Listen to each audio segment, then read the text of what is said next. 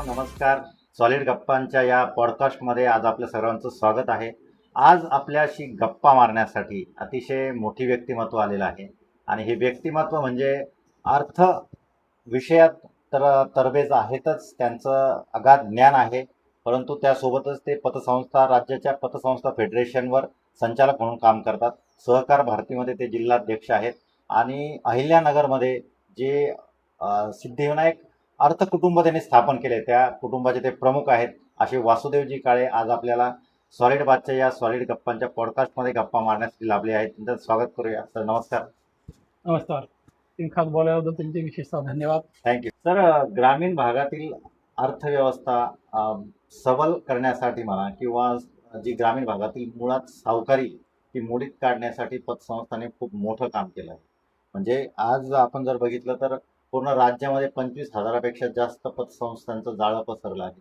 परंतु असं असताना देखील अनेक ठिकाणी पतसंस्थांबद्दल जी भीती निर्माण झाली आहे, काही ग्राहकांच्या मनात असेल किंवा सर्वसामान्यांच्या मनात, तर ह्या भीतीचं कारण काय, असा मला तुम्हाला पहिला प्रश्न विचारायचा आहे.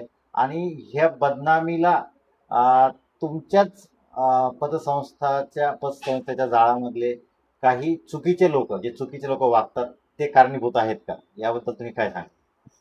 तुमचा प्रश्न खूप चांगला आहे. 1960चा सहकार कायद्यानुसार ह्या पतसंस्था स्थापन होतात. जवळजवळ 100 वर्षापेक्षा जास्त पतसंस्था चळवळीला इतिहास आहे. बरोबर. आणि कुठलंही काम करत असताना प्रत्येक क्षेत्रातच असं आहे, चांगल्याबरोबर थोडेफार वाईट लोकही असतात. करेक्ट. आणि त्या 1-2% वाईट लोकांचा परिणाम सगळ्या चळवळीवर होतो, ते क्षेत्र बदनाम होतं. पण ग्रामीण भागातील सावकारी, कधी ग्रामीण भागातील होण्याची निम शहरी भागातील सुद्धा, शहरी भागात सुद्धा आहे दादा काही प्रमाणात. शहरी भागात सुद्धा सावकारी हा विषय अत्यंत आजही गंभीर आहे. करेक्ट. आणि अशा वेळेस ही चळवळ खूप मोलाचं योगदान देते. कारण बँकेत जायला लोक घाबरतात किंवा बँकेत गेले तरी त्यांचे प्रकरण होताना वेगवेगळ्या अडचणी येतात.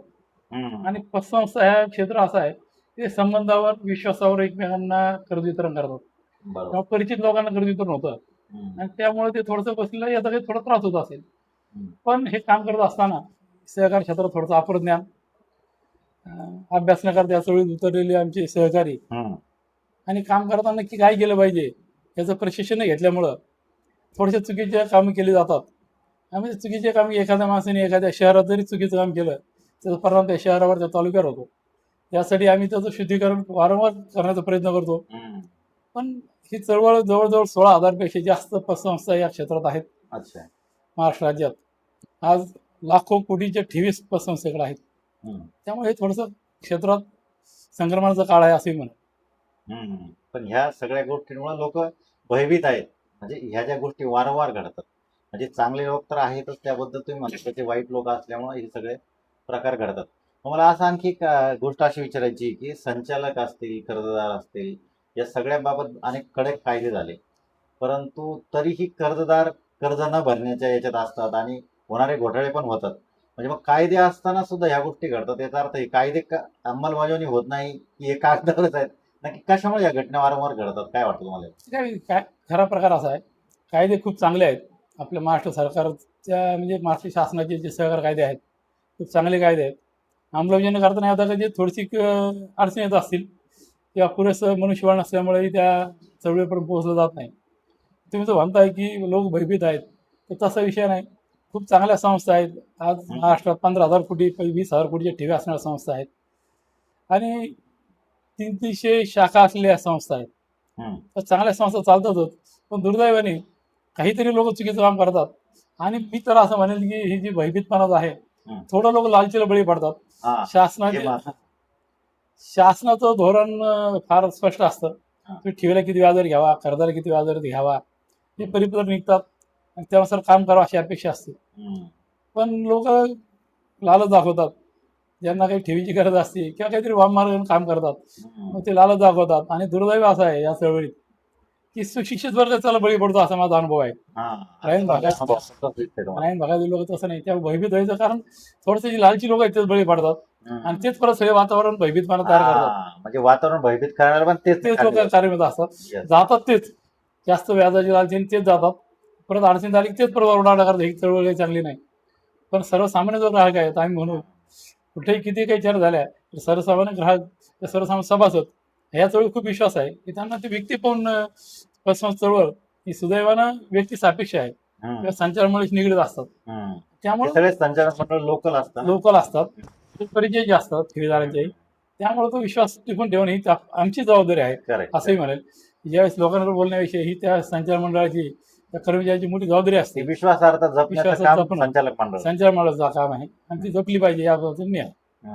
आता याच अनुषंगाने एक प्रश्न विचारतो. जे सांगितलं की लालूच दाखवतात, आता बऱ्याचदा लालूच आणि सत्यता याच्यात सीमारेषा अगदी पुसट असते. बऱ्याच सर्वसामान्य ग्राहकांना कळत नाही. आता जसं तुम्ही सांगितलं की नियमावली ठरवून दिली, इतक्या टक्क्याच्या पुढे व्याजदर देऊ नये किंवा जे काही सरकारने नियम ठरवून दिले हे लोकांना माहिती नाही.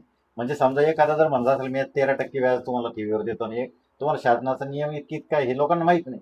तर या संदर्भात तुम्ही जर थोडं स्पष्टीकरण दिलं की शासनाचे नियम या संदर्भात काय आहे आणि जर त्याच्या पुढे जाऊन कोणी जर व्याजदर देत असेल तर ती लालच आहे हे ओळखून मग आपल्याला तिथे सावध भूमिका घेता येईल.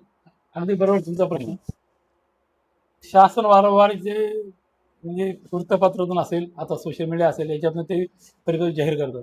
पण मी म्हणेन ठेवीदारांची पहिली जबाबदारी अशी आहे की आता सोशल मीडिया किंवा टेक्नॉलॉजी एवढी ऍक्टिव्ह झाली आहे, ChatGPT असेल, कोपायलट असेल किंवा गुगल असेल, कशावर जरी सर्च केलं तरी सध्या शासनाचे अधोरित केलेले व्याजदर काय आहेत, पतसंस्थांसंदर्भात व्याजदर काय आहेत, ते नियम काय आहेत हे तिथं दिसतात. किंवा अगदी प्रत्येक तालुका लेवलला सहकार खाता आहे, त्याची कार्यालय आहेत, खूप चांगली यंत्रणा असते ती. तुम्ही पैसे ठेवण्यापूर्वी तिथं जाऊन जरी विचारलं सध्याची व्याजदर काय साहेब, आम्हाला लोक 12% म्हणतात, 13% म्हणतात, मग आत्ताच काय व्याजदर चालू आहे जास्तीत जास्त, मग ते सांगतात की हा व्याजदर आहे. हे लक्षात घेतलं पाहिजे. त्यापेक्षा कोणी देत असेल तर ते थोडं बनाव असू शकतो, काहीतरी गडबड असू शकते, याची खात्री केली पाहिजे. पण दुर्दैवाने होतं काय की जे मी परत माझा शब्द या पटणार नाही, परत लालची ठेवीदार म्हणाल. हे सगळं माहिती असू नये, मी आधी शब्द वापरले सुशिक्षित ठेवीदार, की जे ग्रामीण भागातील आहेत किंवा थोडे अशिक्षित आहेत ते फसत नाहीत. यांचा विश्वास आहे तो टिकून असे नाही भाई आपले लोक आधीच ठेवले पाहिजे. पण जे सगळीकडे फिरणार लोक आहेत तेच अडचणीत येतात आणि तेच त्या लालची बळी पडतात. असं माझा आजपर्यंत अनुभव गेला 20 वर्ष मी पाहतो. हे वारंवार घटना घडतात आणि तेच पण संस्था बदलतात, ठेवीदार बदलत नाही. ते तिथे फसतात, ते परत तिथे फसतात, परत तिसऱ्या वेळ फसणार हेच लोक आहेत.